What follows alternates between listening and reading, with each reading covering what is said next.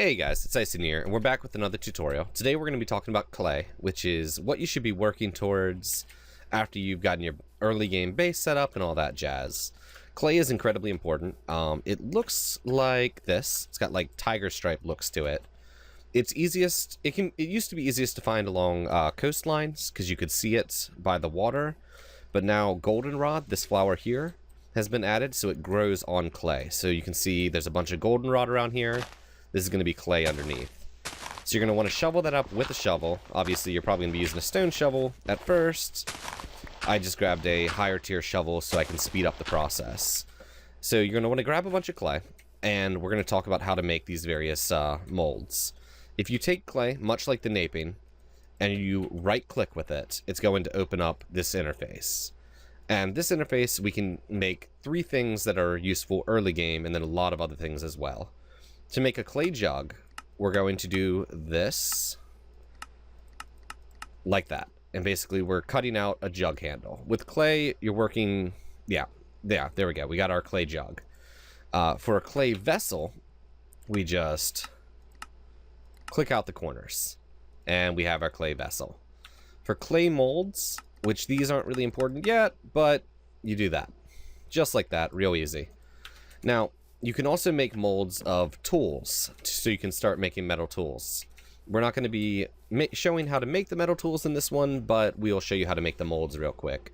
Let's say we wanted to make a mold for a clay hammer.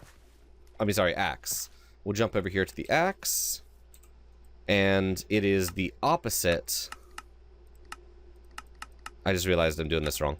It is the opposite of how you would nape it. There we go. We're basically making an indentation of the head, of the, there we go, of the axe, so we can pour stuff into it. Now, to fire clay, when it's in this form, it's completely useless. But to fire it, you dig a hole down 2. There we go. And what we're going to want to do is shift right-click, and it'll place them on the ground. And we can place these all in here. There we go. Put the dirt back. And then you need to get straw, which you can get by using a knife on grass. And you're going to just right-click till it stops. I believe it takes 15 straw to fill it up. And then for the last stage, you're going to shift right-click wood, and then fill up your wood pile completely. So to go over that one more time, shift right-click the vessels and your various other clay bits on the ground. There we go. Right-click with straw till it's full, and then shift right-click, and then just right-click in the rest of the wood, or you can just open it up and put the wood in manually. The next step, and of course I didn't get ready for this, I apologize for that, is you need yourself your trusty fire starter.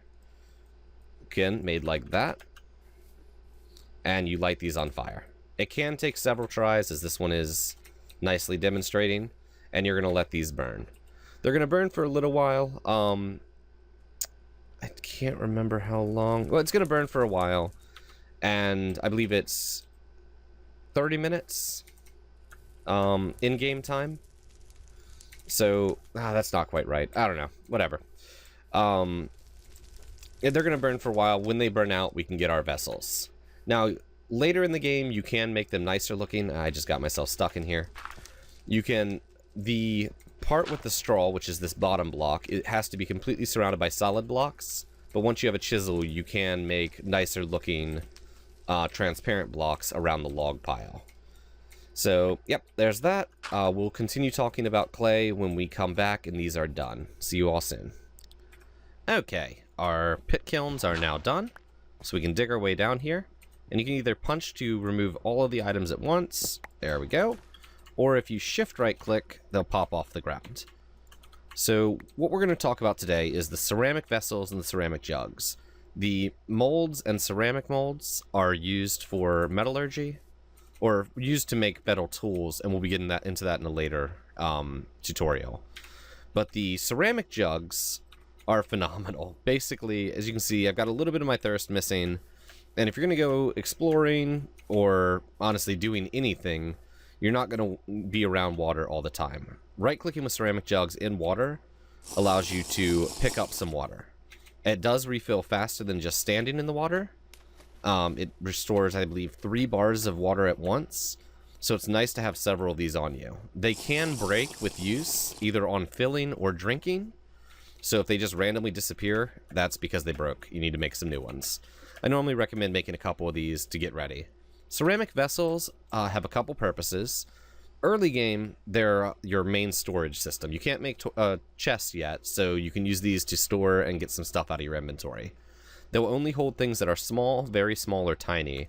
So you can put food in them, clay, I believe torches, and then you can either carry them around with you, so you'll expand your inventory, or if you shift right click, they can be placed on the ground. Shift right clicking again pops it back up. So you can kind of use them as mini chests in a way. You know, bring these over to my base over here. And you can see in here we're kind of getting set up for a tutorial later on leather working, but we'll get into that later. And I can shift right click these in here. So I now have bits of storage in, or I could just keep, you know, I want to keep a bunch of food with me while I'm exploring, and some torches, and it helps trim down inventory space. Some useful things you can put in here are rocks, dirt, logs won't work because they're medium, tools you can't, but there's a lot of different things you can put in here, so you can really increase your inventory size by getting these. They can also be used for metallurgy, but we'll get into that at a later date. And if you hover over them, I almost forgot to mention this, they will show you what's in them, which is really convenient. Sadly, when they're on the ground, there's no way to see. But in your inventory, you can very easily see, okay, this one has all this in it. So that is the basics of making a pit kiln and how you use this in the early game. You also use a pit kiln to make all your copper tools. But as I said, we'll get into that in the copper tool tutorial. Thank you all for watching. Remember to like, comment, subscribe, share this with anyone you think needs some help in TerrafirmaCraft. Help these get around. And as always, have a fantastic day.